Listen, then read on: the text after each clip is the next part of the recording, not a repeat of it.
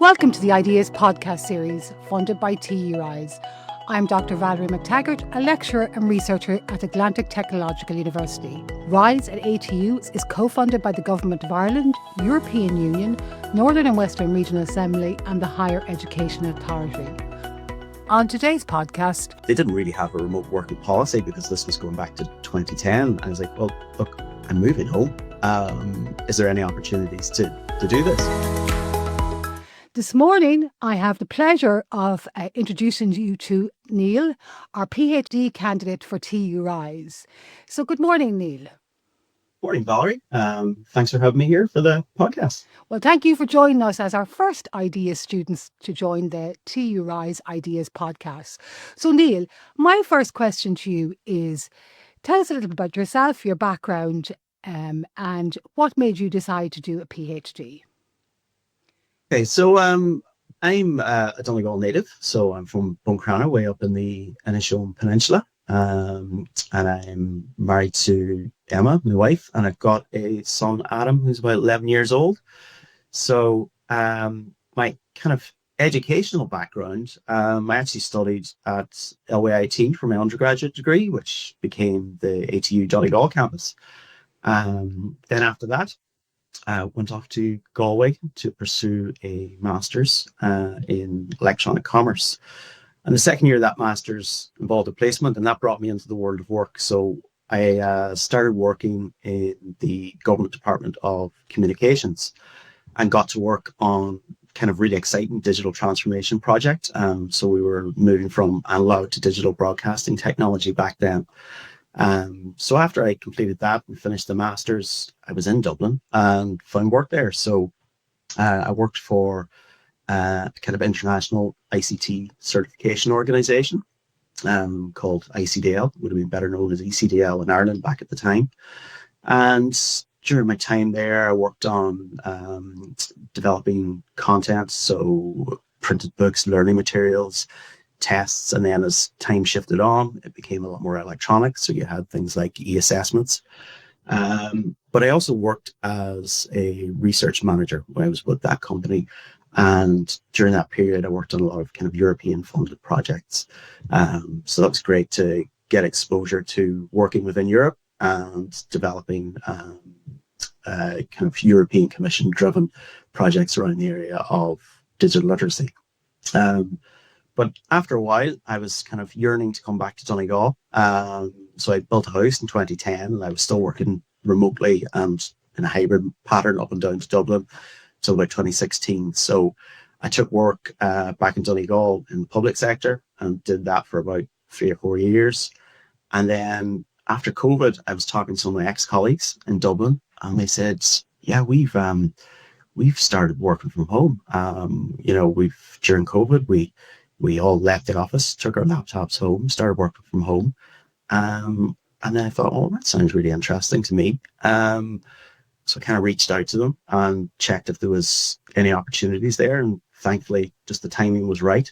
And I went back and worked there for the 3 years as the kind of head of the program standards department, with responsibility for content development and quality assurance.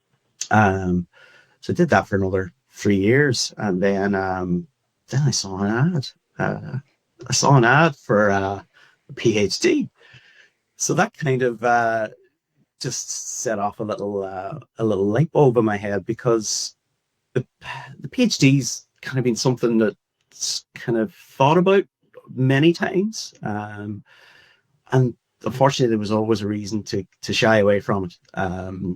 So I kind of looked at it when I was working at the start of my career, and I was looking at part-time options, and that didn't really appeal to me because of the time commitment is so long when you're doing it part-time. And the other issue I found back then was there wasn't as much funding opportunities in kind of the business and humanities. So in some cases you might have to try and self-finance or self-finance a little bit more. And again, as I mentioned, I was trying to build a home, so kind of financial commitments there. And then obviously when my son was born, you've got the growing family. So there's a number of reasons where I kind of kept kicking that can down the road. But I still felt like it was something I wanted to do. And also professionally, there was a couple of times where I didn't apply for jobs because, looking at the requirements, they really were looking for somebody who was educated to doctoral level.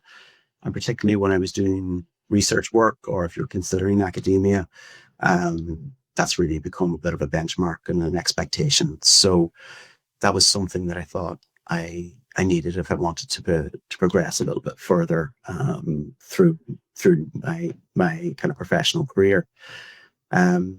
So I actually saw an ad. I think it was Donegal Daily had an article about the fact that ATU had secured funding for, I think, 60 PhD students through the TU Rise program. And I thought, well, let's have a browse of what the topics are. So I was looking through, and obviously within the ideas cohort, there were 12 PhDs. I liked the look of a few of the topics, but then as I was working down through the list, I went, remote working. Wow. Like, I've been involved in this and doing this on and off since about 2010. I've really seen the benefit of it. So I applied for that particular topic, and yeah, thankfully it came off, got through the interview process, and yeah, here I am as a first year PhD student in ATU. There's several things there that's really interesting, Neil. First of all, because a lot of your background is in two particular fields, if I'm understanding this correctly, IT-enabled transformation and digital transformation, and then the research piece. So then you had the experience as a remote worker, and I suppose COVID was a real accelerator for remote working, as we all know. So from a personal perspective, how did you find that transition from being in the office to going to working from home? Notwithstanding that COVID was a very unique environment, we were socially isolated from our loved ones. But as time progressed and the new normal, as it's frequently called, became the normal, how did you find that from a professional and a personal perspective, working from home? Yeah, I think it kind of, for me, it evolved quite a bit. So when I first did it, I was at a point in time where I had a conversation with my employer, and they didn't really have a remote working policy because this was going back to 2010. I was like, well, look, I'm moving home. Is there any opportunities to do this? And they said, okay, let's try this out. You can do, half your time at home and half your time coming down to the office in Dublin. And back then, working from home was a bit clunky. So I had to, basically, I had my laptop, but if I wanted to access files, I had to dial in using a VPN. So effectively, that's just like a tunnel into your corporate network. Then I grabbed down a few files. Then I have to tell people the files that I'm working on, and then work on those, and then pop them back up through that kind of VPN. And as well, back then there wasn't things that we have now, like Teams and stuff, wasn't really there. So you're even reliant on, just voice phone conferencing systems for calls with people. So again, it wasn't as rich as it is. It's evolved. But it was great to be part of that from that point on, because you started to see that digital transformation. You started to see companies putting in video conferencing systems in, say, a boardroom so that they could have those calls in a much more richer experience. And then you have things like, Zoom particularly exploded during COVID. And obviously Microsoft have invested heavily in this space as well with Microsoft Teams. And really, those kind of transformations digitally just made the whole experience a lot richer. So as time was going on, when I was working on those kind of European funded projects, we weren't bouncing the same file over and back via email anymore. We were working collaboratively in a shared document. We were making comments, making edits, live in a single document. And if we were on a call together and we were walking through something, we were doing that, collaboratively as a group as well. So it was great to be part of that whole experience. And again, particularly one of the issues that people started to face during COVID was this kind of, Zoom fatigue, the lack of a balance between the collaborative elements of working from home and the ability to have focused time and to spend some time, progressing some of your own work.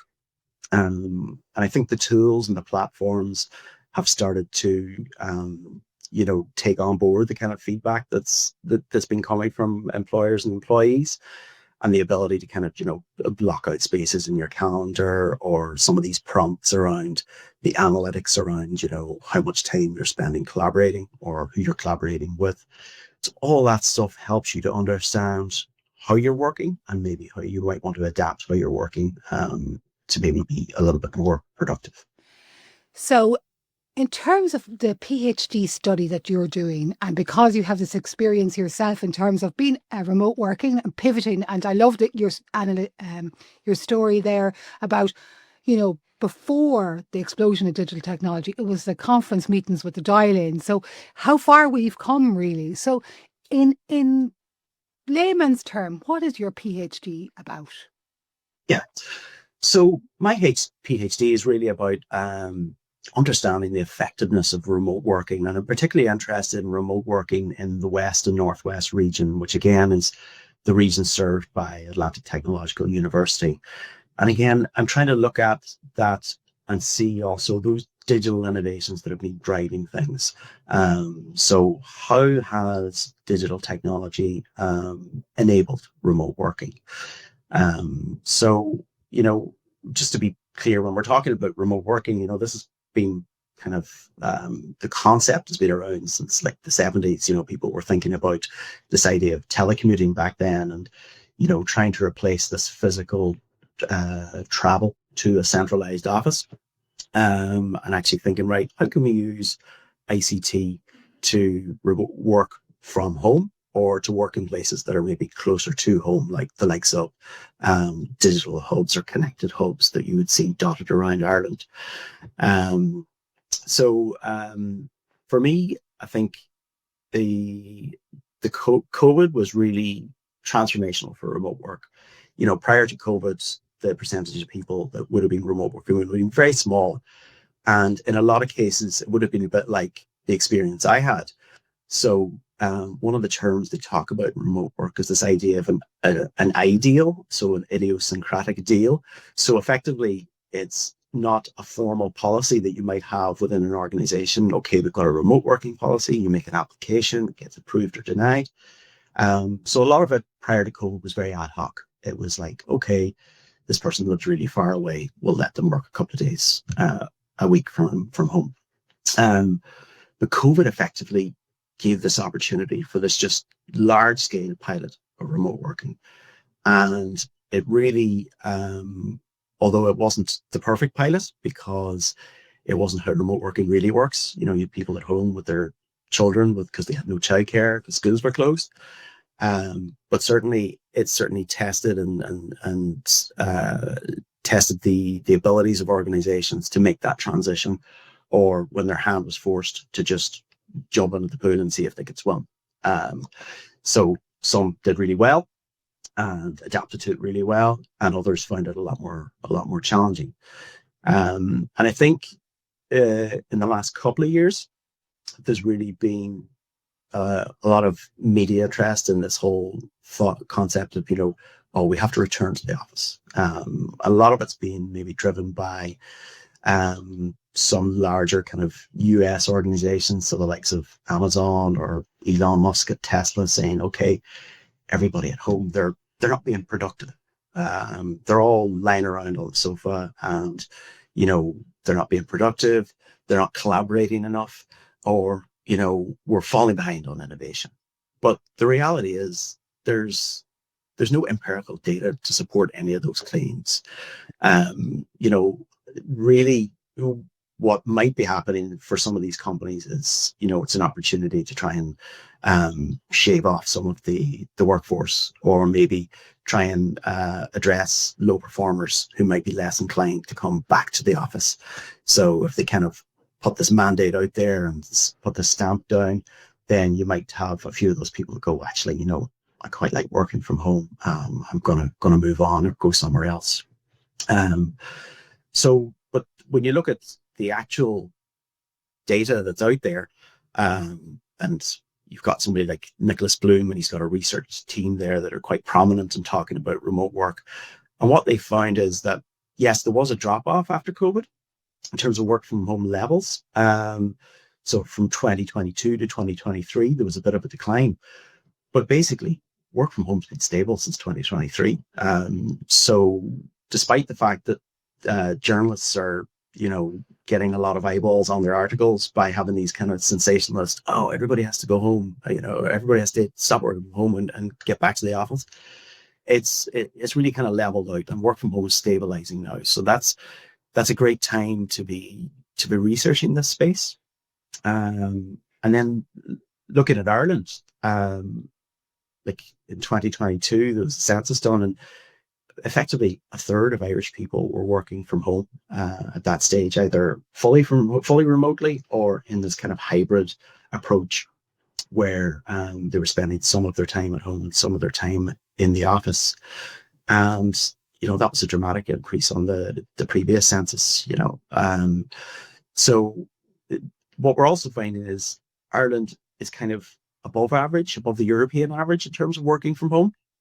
And typically, English-speaking countries tend to be a little bit more proactive around working from home. Globally, you'd have countries in the likes of Asia where there was very much a kind of face-to-face business culture.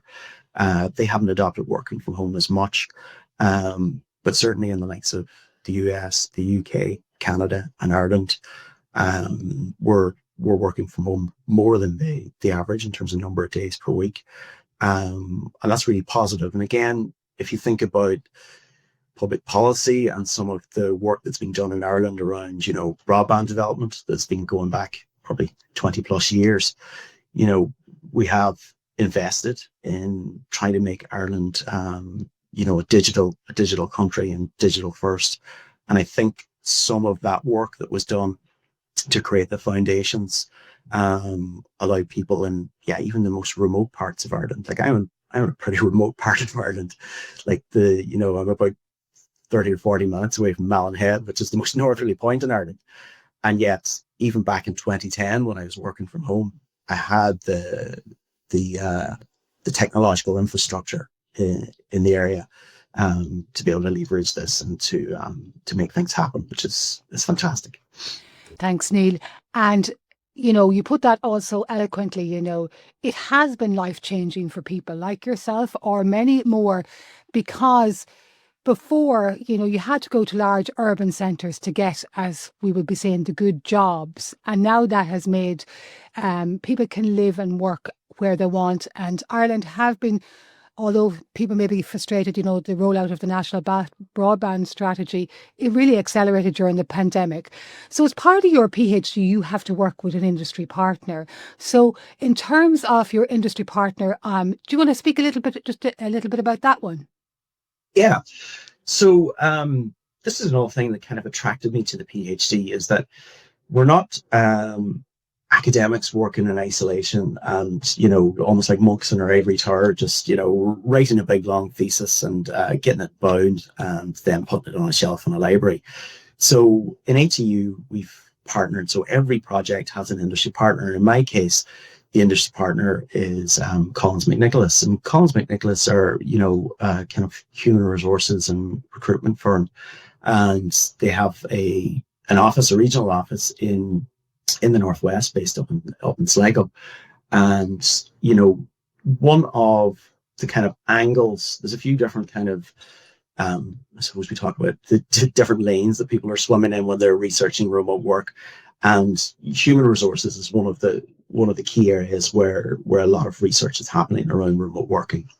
And really, that's because, it's so important, the human aspect of this. Like, if you're talking about how engaged employees are when they're working from home, you have to have human resource policies in place, and you have to have considerations around how to train managers to deal with remote workers, because sometimes you can't pick up on those kind of the benefit of the kind of soft skills that you would have in the office, or pick up on someone's demeanor as much, when you're doing it remotely.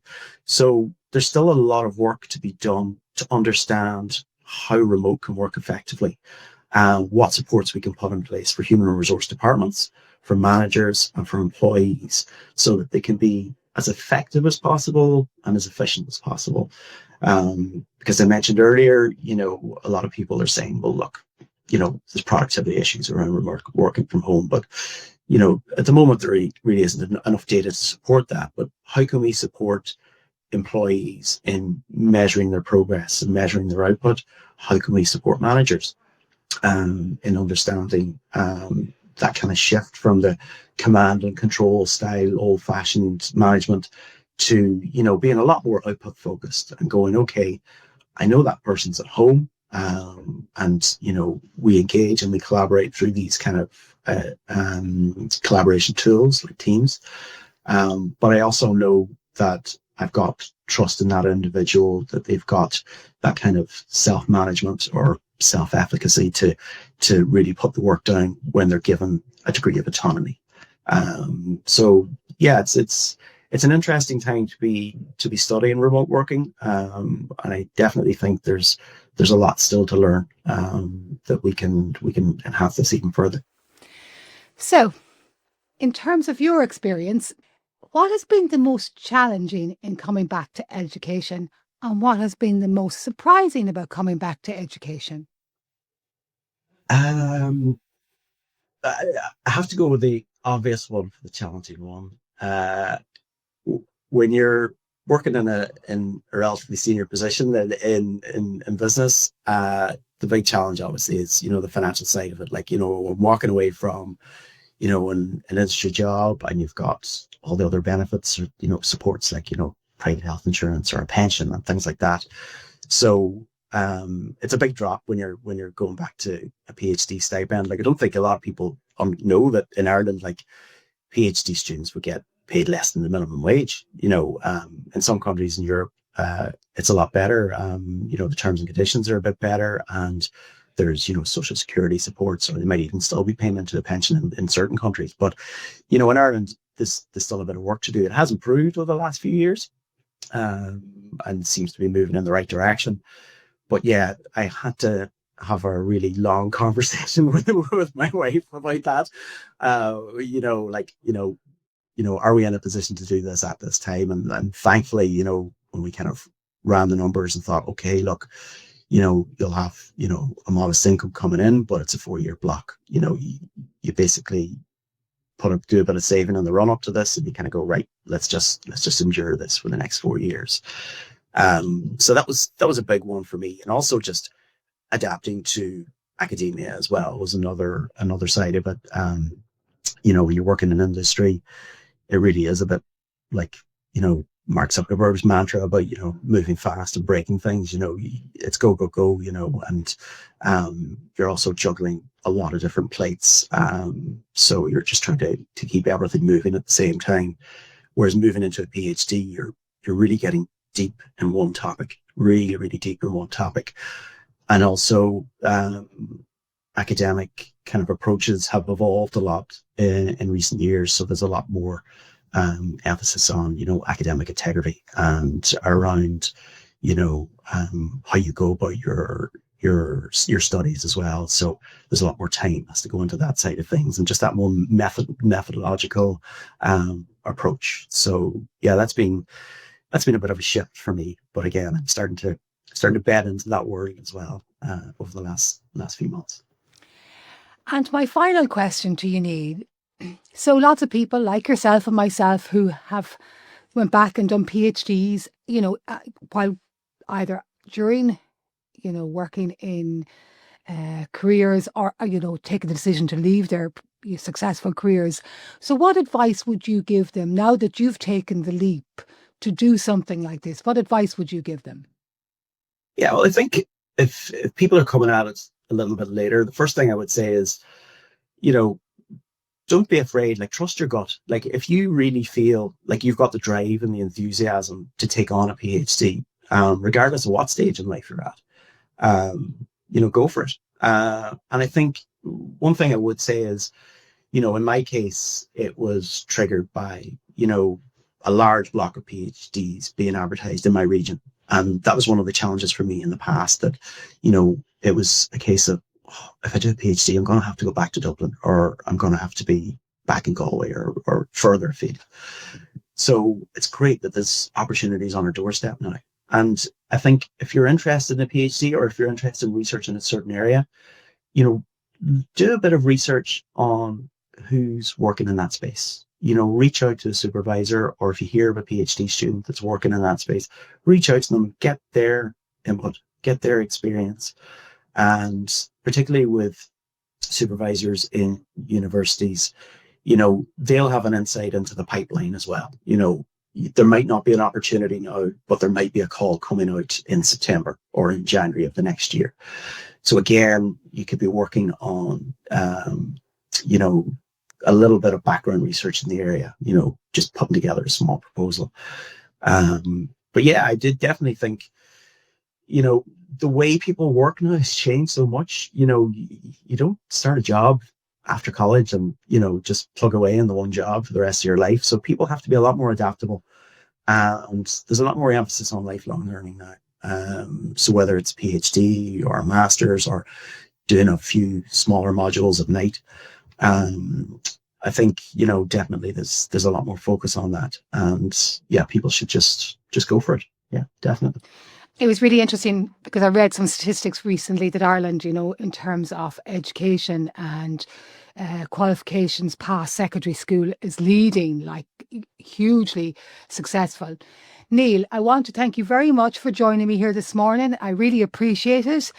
I want to thank Chandler Turl, our production manager. You can find us on ATU Spotify and YouTube, and on our social media channels. The next time we're going to have our industry partners speaking about the topic of remote working. So that's all for now. Until we meet again, Slán.